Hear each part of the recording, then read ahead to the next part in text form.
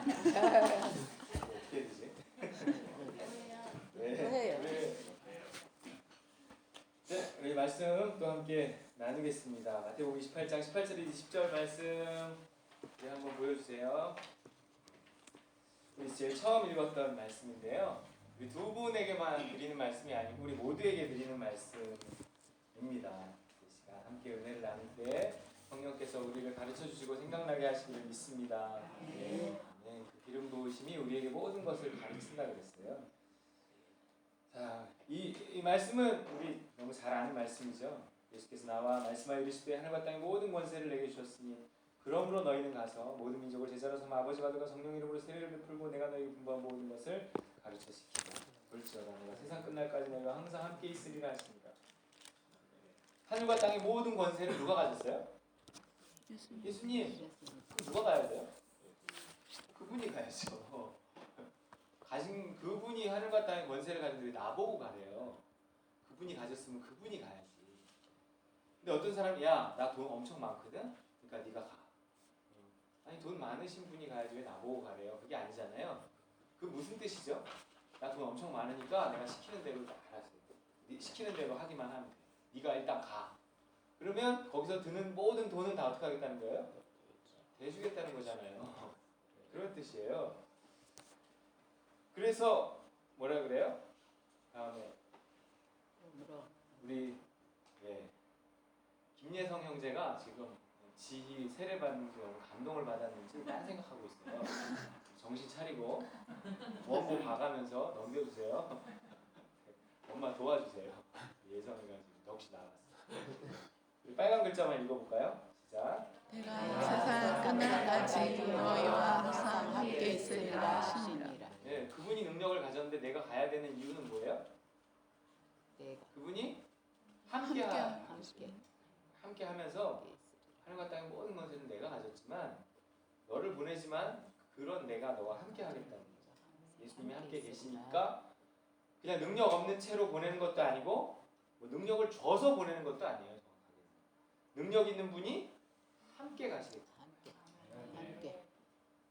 하늘과 땅의 모든 권세를 가진 분이 여러분과 함께 가신다는 사실을 잊지 마시기 바랍니다. 아멘.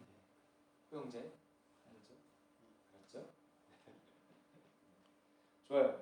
그러면 그 하늘과 땅의 모든 권세를 가지신 분의 권세와 능력이 언제 나타날까요? 언제 나타날까요? 언제 나타날 것 같아요? 언제 나타나죠? 그러므로 너희는 가서. 첫째, 갈 때 나타나요. 하늘과 땅의 모든 권세를 가지신 분의 능력이 갈 때 나타나요. 가라 그랬는데 안 가면 안 나타나요. 가야 할 사람이 안 가면 안 나타나요. 아무 능력도 안 나타나요. 이렇게 여러분에게 갈 마음을 주시고 또 용기를 주시고 갈 수 있는 길을 열어주셔서 여러분으로 가게 하시는 분이 또한 누구예요? 예수님. 예수님 지금 하고 있는 거예요. 예수님, 여러분 선교사 중에서 가장 먼 나라까지 가갖고 선교를 한 선교사가 누군지 아세요? 자기가 태어난 나라에서 가장 먼 나라까지 가서 선교를 한 선교사. 예수님. 예수님 하늘에서 땅까지 내려왔어요. 예수님 선교사예요, 선교사. 지금 여러분이 가는 게 여러분의 능력이나 어떤 계획이나 생각이 아닌 거예요. 나는 그냥 이런 사정이 있어서 가는 건데 아니에요. 그 스토리를 이미 하나님이 다 이게 예수님이 다 만들어 놓으셨어요. 얼떨결에 가는 것 같고 내 계획을 따라서 가는 것 같고 또는 혹은 어쩔 수 없이 가는 것 같아도 여기에 누구의 꿍꿍이가 있다는 거예요? 예수님의 꿍꿍이가 있어요. 하나님의 꿍꿍이가 있어요. 갈 때, 여러분 가려고 할 때 그 출발에서부터 여러분은 예수님의 능력을 경험하게 될 것입니다. 왜 어때? 가려고 하니까 하나님이 더 살아계신 것 같잖아. 며칠 전에 수요일 날은 어떤 일이 있었냐면 그 전날에 우리 김희자 집사 한번 얘기해 주세요. 김희자 집사님이 거기 현지에 중동 지역이니까 이제 머리에 이렇게 쓰는 두건 뭐 이런 거를 가져오라고 그랬는데 그래서 홈플러스 가고 뭐 다 뒤졌는데 그게 없더라는 거예요. 겨울 거만 입고 여름 얇은 걸 사야 되는데 그렇게 못 사고 이제 수요 예배를 온 거예요. 양말만 사고 양말하고 그걸 꼭 가져와라. 근데 그 두 권이 없어서 양말만 사갖고 블랙약 그 양말만 사갖고 그 수요 예배를 온 거예요. 왔는데 우리 거영재 집사님이 혹시 이거 필요하세요? 그리고 이제 딱 두 개를 내놨는데 그게 뭐예요? 두 권이에요. 김재 집사님이 얘기했을까요? 거기서 구해오라고? 아니에요. 그냥 누가 그 저기 한나 필요한가 이렇게 줬는데 한나한테 필요 없어갖고 그거를 가져오셨는데 그게 찾아 헤매던 그거였다는 거죠. 그거 보면서 참 두 건 뭐 가격으로 치면 얼마나 근데 메이커도 어디 건지 아세요? 어디 걸 것 같아요? 블랙약. 그게 말이 된다고 생각하세요?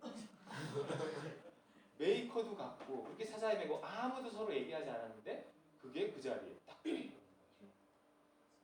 그게 누가 한 짓이냐면 예수님이 하는 짓이에요. 근데 가면 두 분 다 가면 그런 일이 있을 거라는 거죠. 그런 일이 그게 성교상 한다고 그 집사님 고영수 집사가 성교상 한다고 준 거예요? 그냥 준 거예요? 그냥.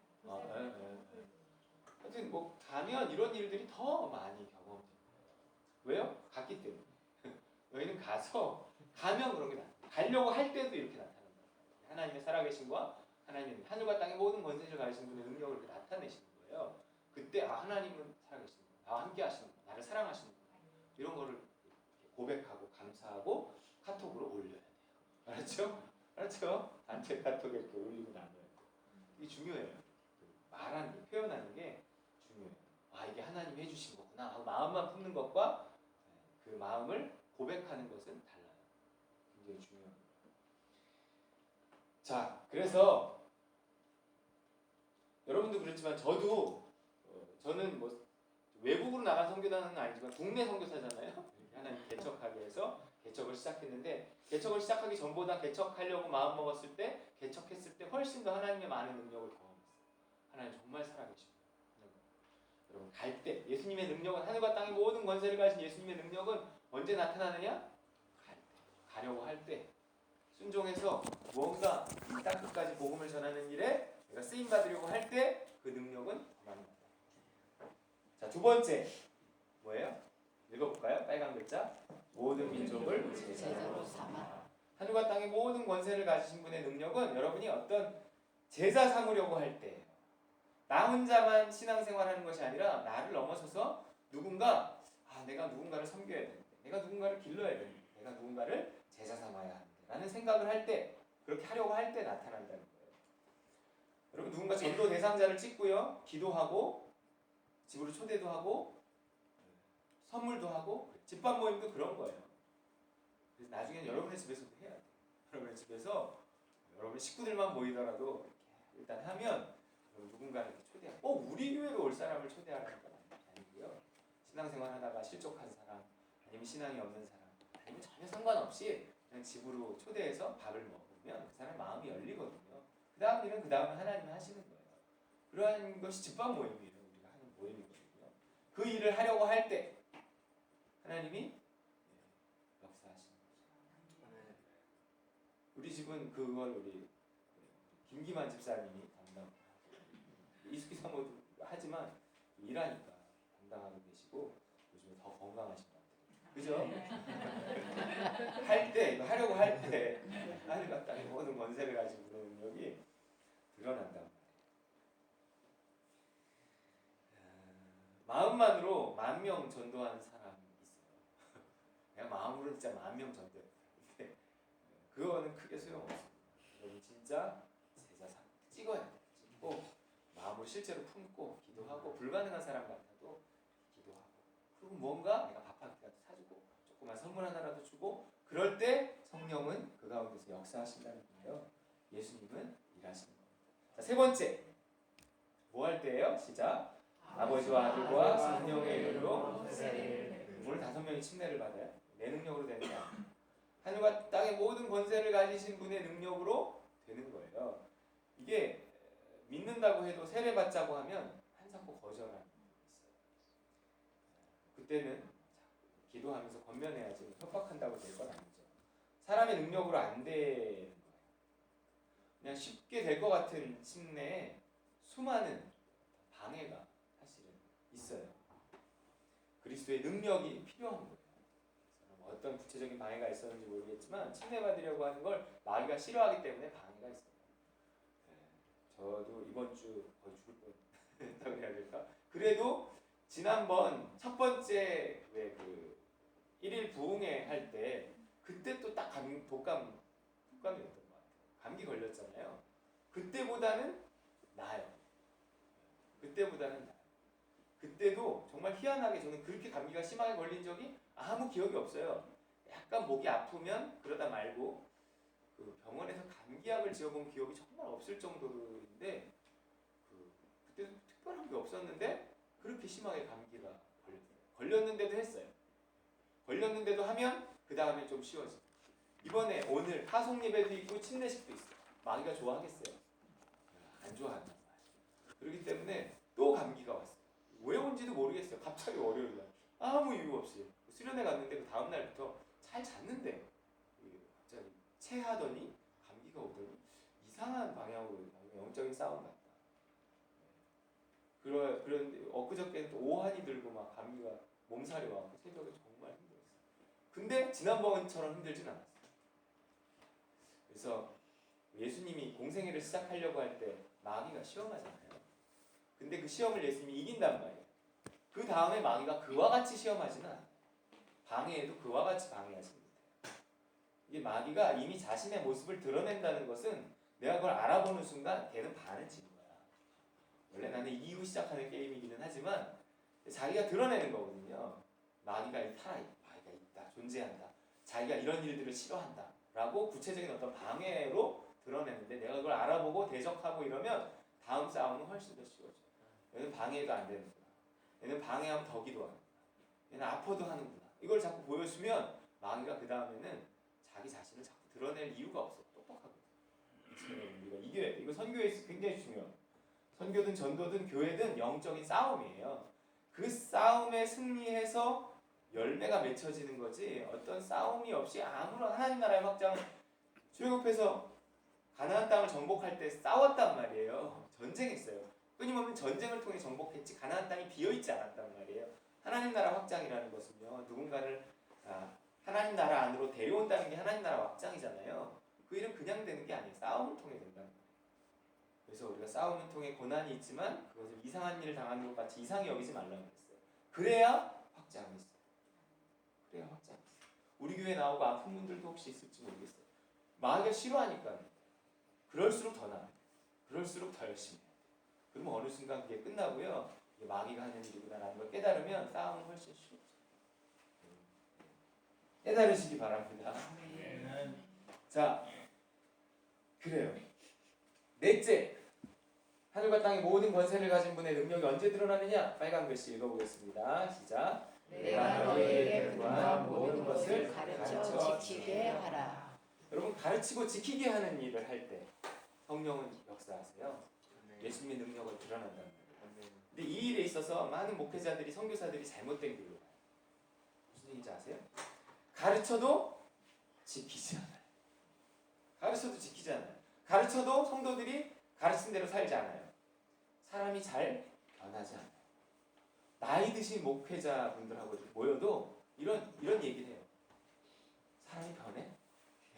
그분들이 하는 거예요. 사람 정말 변할까? 내가 목회 수십 년 했지만 사람이 안 돼. 난 목회 헛한 것 같아. 이런 말씀을 하시더라고요. 사람이 안 변해요. 흰 개꼬리 그 굴뚝에 뭐 10년 묵어둬도 흰 개꼬리라는 그런 속담도 있어요. 사람은 안 변해요. 그런 사람을 변화시켜 새 사람 되게 하는 게 신앙인데 신앙 안에서도 안 바뀌어요. 사람이. 어떻게 할까요? 잘 안 바뀌니까 안 바뀌는 사람을 움직여야 되고 뭐 일을 시켜야 되고 뭐 헌금하게 만들어야 되고 봉사하게 해야 되고 이러니까 어떤 방법을 써요? 세상을 움직이는 방법하고 똑같은 방법을 자꾸 써요. 그게 뭐냐면 욕심을 자극하고 혹은 두려움을 주는 거예요. 이 종교를 이용해서 사람의 욕심을 자극하고 두려움을 주는 일이 비일비재해요. 근데 그것은 복음이 아니에요. 신앙이 조금 어린 사람에게 대해서는 그렇게 할 수 있어요. 그런데 이게 자꾸 신앙이 자라고 나서도 똑같은 방법을 쓰면 유치하게 생각해요. 그래서 나중에는 교회를 떠나요. 그런 사람들이 참 많아요. 주변에. 여러분 나중에 선교지 가서 하나님이 여러분에게 누군가를 붙여준다. 교회에서도 신앙생활 할 때 누군가 여러분 때가 되면 붙여줘요. 여러분이 찾을 수도 있어요. 여러분 눈에 띌 수도 있어요. 그런데 그 사람을 내가 교회로 데려오겠다. 그 사람에게 신앙을 심어주겠다. 마음대로 되는 게 아니에요. 하늘과 땅의 모든 권세를 가지신 그분의 능력으로만 되는 거기 때문에 이제 그렇게 되기까지는 많이 실망해야 되고 오늘 30분 기다리다 온 것 같아요. 온다고 했거든요. 못 데리고 왔어요. 그 많은 방해가 있고 그 사람을 데리고 오는 것보다 더 중요한 것은 그러한 방해와 그러한 힘듦 속에서 내가 위협하지 않고 유혹하지 않고 뭐 필요하다면 적절한 방법을 지혜롭게 쓸 수도 있겠지만 내가 내 자신과 씨름하는 내가 내 자신과 그래서 거기서 실망하지 않고 좌절하지 않고 포기하지 않고 이 일을 끝까지 감당할 수 있게 해달라고 내 자신과 씨름하는 그럼 중요한 건 그 사람이 변화되고 그 사람이 달라지고 그러기 전에 누가 먼저 달라져요? 내가 먼저 달라져. 목회가 왜 이렇게 어려운 건가? 누군가 저한테 묻는다면 저를 바꾸시기 위한 하나님의 일이.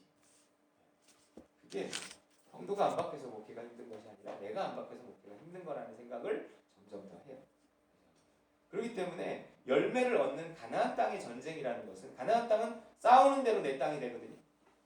근데 광야는 어땠어요? 거기도 싸움이 있었어요. 아말렉과 싸워야 되고 광야에서 여러 민족들과 싸우면서 광야를 통과했는데 광야의 싸움에서는 아무 열매가 없었어요. 그거는 훈련이에요. 싸우고도 또 돌고 싸우고도 또 돌고 싸우고도 또 돌고 제자리 아무 자기 땅이 없어요. 자기 분량이 없어요.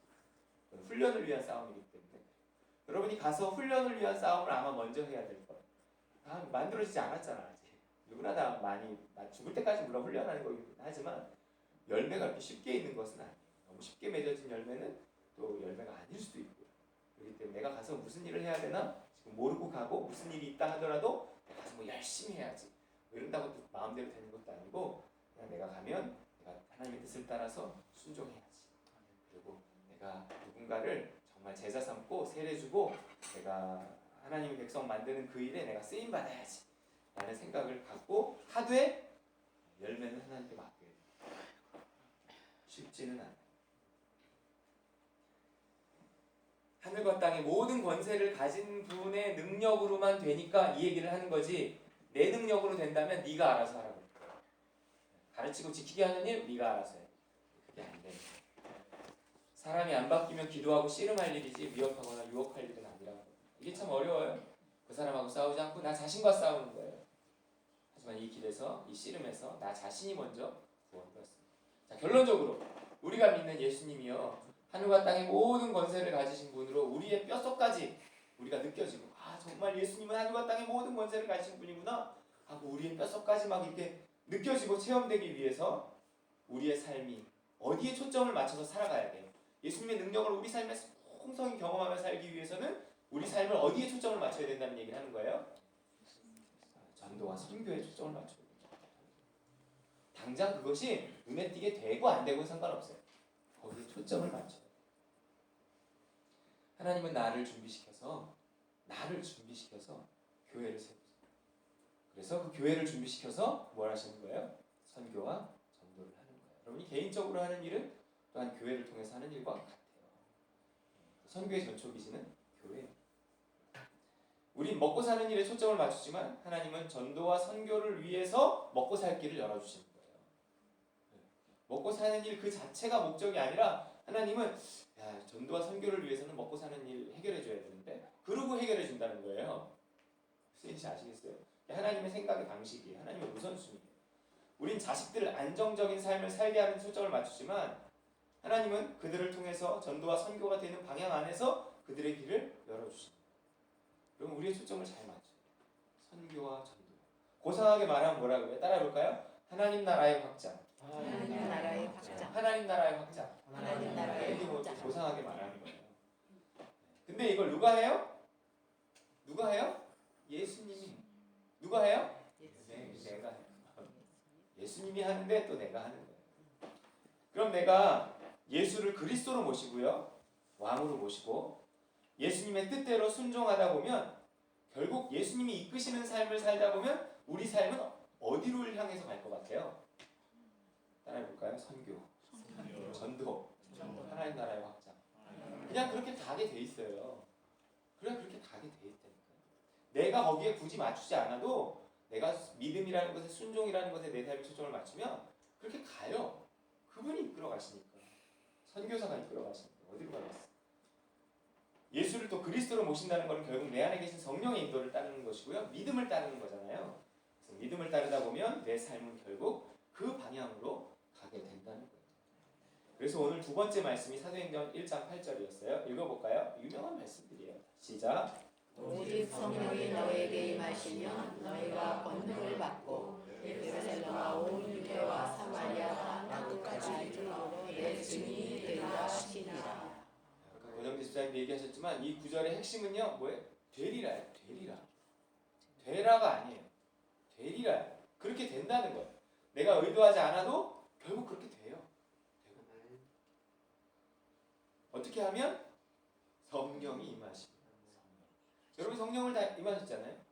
성령 받으셨죠? 성령 받으셔서 성령이 주시는 지금 믿음을 따라서 가다 보면 결국은 어떻게 되냐면 증인이 되는 쪽으로 인생이 가요. 아까와 같은 말씀. 내가 믿음을 따라 살고 있느냐 아니냐를 판가름해 볼 수 있는 방법 중 하나는, 내가 성령을 받았느냐 안 받았느냐를 판가름해 볼 수 있는 방법 중 하나는 지금 내 삶이 어디를 향해 가고 있느냐를 보면 돼요. 증인되는 방향으로 가고 있는가? 이러면 난 지금 잘 살고 난 잘하고 있는 거야. 그렇게 보면 우리 교회는 어떤 것 같아요? 우리 교회는 지금 성령의 인도하심을 따라 예수를 그리스도로 모시고 예수 그리스도를 머리로 삼아서 제대로 된 교회가 되어져 가고 있는 걸까요? 아닐까요? 개척한 지 3개월 만에 3명 파송했는데 생각할 여지가 필요 없는 것 같아요. 잘 가고 있는 것 같아요. 제가 처음에 교회를 개척할 때 그래 좋았어. 개척한 지 석 달 만에 3명 보내겠어. 이렇게 결심을 했을까요? 무슨 결심을 해요? 근데 그렇게 됐어요. 제가 하는 일이 아니잖아요. 조금 있으면 우리 하림이도 가요. 조금 한 1년 있어야 되지만 또 그 가운데 누가 갈지도 몰라요. 여기 텅텅 비게는 안 하실 거예요. 가면 또 채워주시고 또 채워주시고 우리의 그릇이 있기 때문에 하나님 하시지 그냥 비워놓지도 않으세요. 정말 그래서 가야 될 사람은 가야 되는 거예요. 파송이. 좋아요. 선교든 전도든 하나님 나라의 확장은 성령을 통해서 이루어지는 거예요. 그래서 다음 말씀, 그 성령이 언제 제일 처음 임했냐면 오순절 성령하는 사건인데요. 읽어볼게요. 시작. 오순절 날이 이르매 그들이 다 같이 한 곳에 모였더니 후련히 하늘로부터 급하고 강한 바람 같은 소리가 있어 그들이 아직 온 집에 가득하며 마치 불의 혀처럼 갈라지는 것들이 그들에게 모여 각 사람 위에 하나씩 임하여 있더니 그들이 다 성령의 충만함을 받고 성령이 말하게 하심을 따라 다른 언어들로 말하기를 시작하니라. 예수님 십자가에 죽으시고요. 부활하셔서 50일째 되는 날 성령이 각 사람에게 내려오셨어요. 이때로부터 시작해서 예루살렘과 온 유대와 사마리아와 땅끝까지 이르러 복음이 전파되기 시작해요. 그 출발이 성령이란 말이에요. 그런데 그 지금 성령이 뭘 하고 계세요? 성령이 임하니까 뭐 증인되기 위해서 제일 처음에 한 일이 뭘까요? 다른 언어들로 말하기 시작하니라. 말하고 있다. 여러분 기억해야 될 것은 복음은 말이라는 거예요.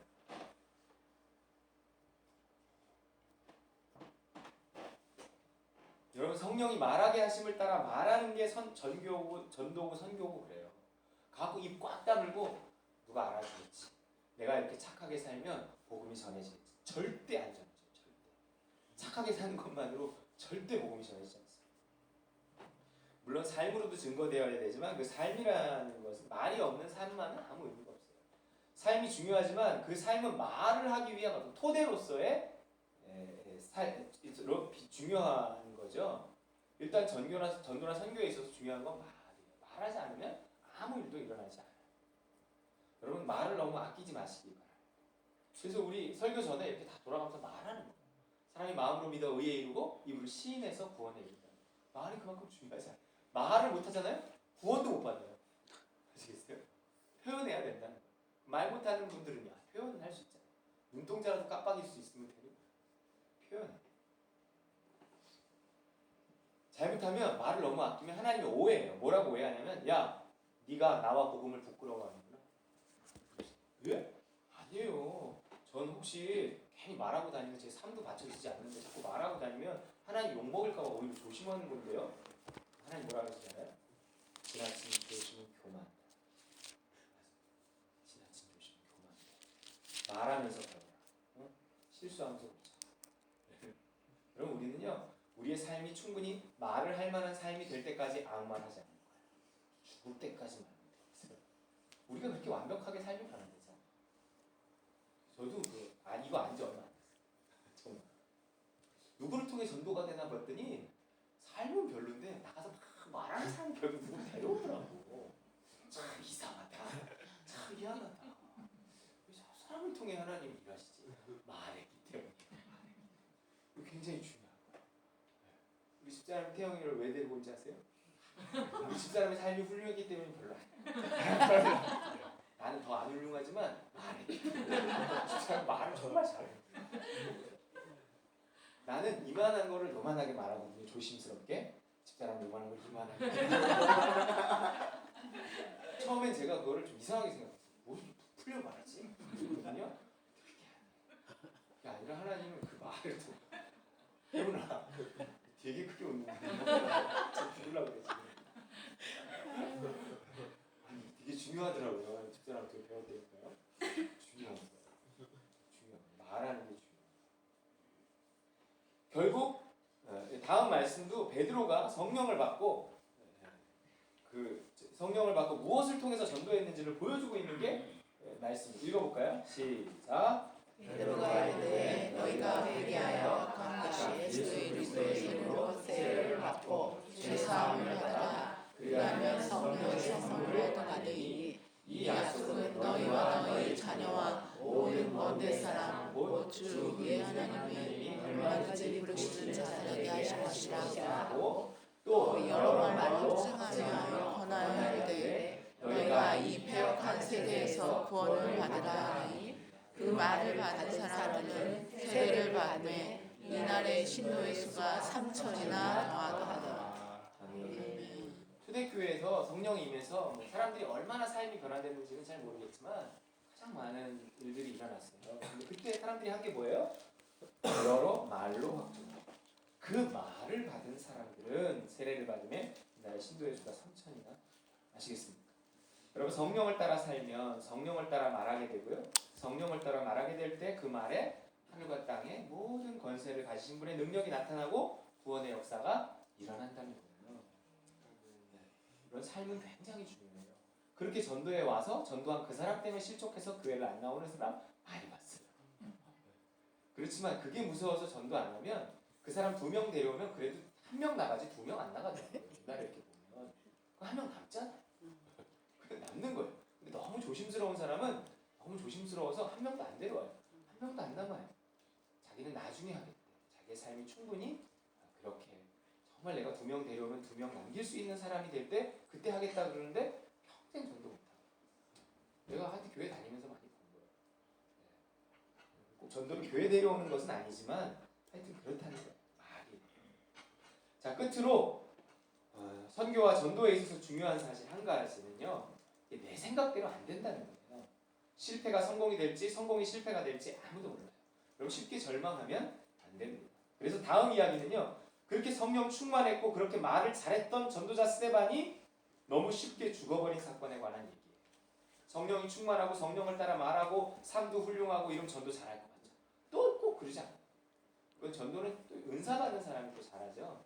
다른 은사를 가진 사람은 다른 일을 또 하게 되더라고요. 내가 누군가를 교회로 못 데려왔다고 그 사람이 성숙하지 않다거나 뭐 그 사람이 뭐 잘못했다거나 꼭 그런 건 아니에요. 전도는 또한 은사 받은 사람이 하더라고요. 은사 받은 사람이 또 말도 잘하고 그렇기 때문에 꼭 우리가 쉽게 교회로 몇 사람 데려왔어 이렇게 판단할 수 없는 거예요. 그 사람의 교회에서의 역할은 다 다르기 때문에 그렇습니다. 여러분 성령 충만하게 말했는데 허무하게 돌맞아 죽어요. 스데반 전도 별로 못했어요. 왜 이런 일이 일어나는 걸까요? 이건 하나님의 허비예요. 하나님의 허비. 여러분 하나님의 허비 아세요? 하나님의 허비? 교회는요 허비예요. 허비. 교회가 우리가 물질을 쓰는데 허비하지 않으면 아무 일도 안 일어난다는 사실 아세요? 물론 아낄 거는 아껴야 되지만 교회는 허비할 때 하나님 그것이 하나님의 허비가 될 때 하나님의 역사가 일어납니다. 여러분 정말 인재를 이렇게 사상시켜 버리면 안 되는데 하나님의 허비 스데반이 죽은 거는요 하나님의 허비예요. 하지만 그 결과 어떤 일이 일어나는지 보세요. 사도 바울 당시에 하여튼 막 능력도 있었고 말도 잘했고 스데반 전도자 스데반이 있었어요. 근데 전도하러 나가서 뭐 돌마다 죽어요. 왜 죽었는지 이 사람 살아있으면 얼마나 많은 일을 했을까.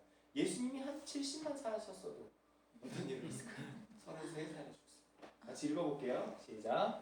사울은 그가 죽임당함을 마땅히 여기더라. 그날 예루살렘에 있는 교회에 큰 박해가 있어 사도 외에는 다 유대와 사마리아 모든 땅으로 흩어지니라. 명령한 사람들이 스데반을 장사하고 위하여 크게 울더라. 사울이 교회를 전멸할 때 그 집에 들어가 남녀를 끌어다가 옥에 동되니라. 그 흩어진 사람들이 두루 다니며 복음의 말씀을 전할세 빌립이 사마리아 성에 내려가 그리스도를 백성에게 전파하니 우리가 빌립의 말도 듣고 행하는 표적도 보고 한 마음으로 그가 하는 말을 따르더라. 성령이 임했으면 예루살렘과 온 유대와 사마리아 땅까지 확 퍼져갖고 복음을 전해야 되잖아요. 근데 사도들이 복음 전환 받은 사람들이 예루살렘에만 있는 거예요. 아직까지 이방인에 대한 전도 이런 개념도 없었어요. 그냥 자기들만 예수님이 그렇게 명령했는데도 그러니까 그냥 예루살렘 안에만 복음이 막 이렇게 머물고 있는 거예요. 이걸 누가 흩어버린지 아세요? 이 촉매제가 된 게 스데반이에요. 스데반이 돌 맞아 죽으니까 그 분위기를 살려서 모든 예수 믿는 사람들을 다 죽여버리자 막 이런 시위가 난 거예요. 그러니까 예수 믿던 예루살렘에 살고 있던 예수 믿던 사람들이 그 핍박을 피해갖고 흩어지는 게 복음을 전하는 계기가 된 거였다는 거예요. 예루살렘에 묶여있던 복음이 어디로 전파돼요? 유대와 사마리아. 결국 바울이라는 걸출한 인물을 통해서 로마까지 모든 길은 로마로 통한다는 당시의 대제국 로마를 통해서 복음이 전 세계로 뻗쳐나가는 계기가 됩니다. 누가 하는 거예요? 하나님이. 누가 하는 거예요? 예수님이. 또 내가 하는 거예요. 한 번도 하나님이 내려와서 전도한 적 없고요. 예수님이 내려와서 전도한 적 없어요. 그런데 우리가 전하는 뭐 능력 있는 설교와 말을 통해서도 하지만 하나님의 허비를 통해서도 전도를 된다. 스데반의 죽음을 통해서 그 일을 하신다. 우리가 어떻게 쓰임받을지 몰라요. 예수님이 33살에 죽었다고 아쉬워할 필요가 없고 우리가 오래오래 살아야 많은 일을 할 수 있을 거라는 생각도 드립니다. 내가 이제 뭐 이 나이에 이제 뭐 전도를 한들 몇 명이나 하겠어도 틀린 거예요. 하나님이 어떤 사람을 어떻게 쓰실지 몰라요. 모세도 가장 혈기왕성하던 40세. 그가 민족을 구해보겠다고 로마 군인을 때려 죽일 때는 야야야 저 처박혀 있어. 그리고 광야로 보냈어. 거기서 80세가 됐어. 40년이 지났어. 뭔가 해보겠다는 사람들이 기를 확 죽여갖고 80세 노인으로 만드니까 이제 너 좀 일해라. 제가 이 나이에 뭘 해요? 해서 못한다니까 나중에 하나님 화를 내잖아. 내가 하라고 했는데 이걸 못해. 그리고 그때 쓰신다고. 하나님이 언제 어떻게 어떤 방법으로 어떤 일을 하실지 모르는 거예요. 우리는 그냥 순종하면서 살면서 하나님의 일하심을 기대하는 것입니다. 결국 성령이 임하시면 권능을 받고 예루살렘 보문무대와 사마리아 땅까지로 내 증인이 되리라 하는 그 말씀이 지금 하나님의 일하심을 통해서 하는 거예요. 여러분 한번 따라해 볼까요? 선교는 하나님의 선교다. 하나님의 선교다. 미시오 데이라는 말인데 미션 업 갓 하나님의 선교 이런 뜻이에요. 선교는 하나님이 하는 거예요. 성령이 임하시면 그 성령이 선교하는 성령이죠. 예수님은 선교사라니까요. 여러분 안에서 그분이 하신 일이 그거예요. 그거를 알고 살아야 된다. 당장 선교하고 당장 전도하지 못한다 하더라도 여러분 내 삶이 결국은 어느 방향으로 가야 한다는 것을 알고 살아야 된다. 그럼 하나님 결국 믿음을 따라 사는 삶을 통해 그 일로 이끄실 것입니다. 하나님의 선교에 하나님이 하는 일이 우리 그 계획을 다 알 수 없어요. 그 광대한 하나님의 나라에서 내 역할이 무엇일지 잘 몰라요. 우리는 선교와 전도, 하나님 나라 확장을 위해 결국 쓰임받을 거다라는 생각으로 믿음을 따라 살아가는 거예요. 네. 어떤 사람은 정말 나가서 말 잘해서 전도해 올 수도 있고 아니면 우리는 거기에 어떤 다른 방향으로 쓰임받을 수 있고 또 누구는 외국에 나가서 전도할 수도 있고 또 누구는 거기에 또 돈 대고 기도해줘서 보내는 선교할 수도 있고 다 선교예요. 다 선교. 그 그 선교를 위해 교회가 세워져야 되고 교회가 세워지기 위해 내가 세워져야 돼. 그러기 위해 나는 오늘 믿음을 따라 사는 겁니다. 내 자리를 지키고 내 역할을 찾아서 최선을 다하는 겁니다. 선교는 전도는 욕심으로 하는 건 아닙니다. 작으면 작은 대로 크면 큰 대로 우리의 역할을 할 때 우린 하나님 나라 확장을 위해 쓰임받는 겁니다. 오늘 우리의 선교가 비록 화려하진 못해요. 그래도 개척한 지 3개월 만에 3명의 선교사를 파송합니다. 솔직히 뭐 우리가 별로 해주는 것도 없어요. 하지만 이 미약한 시작이 하나님의 선교의 일부라면 누구도 이것을 작다고 함부로 말하지 못해요. 하나님이 창대하게 키워가실 것입니다. 작은 씨앗 속에서 큰 나무를 볼 수 있는 믿음의 사람만이 오늘 이 일의 중요성을 깨달을 수 있습니다. 우연인 듯 우연 아닌 우연처럼 보이는 이 일들 속에 하나님의 일하심이 있습니다. 밝히 보고요. 동참해서 하늘과 땅의 모든 권세를 가지신 분의 능력을 뼛속까지 체험하며 복받고 살아가시길 주의 이름으로 축원드립니다. 아멘. 네. 주신 말씀 붙잡고 잠깐 기도하겠습니다.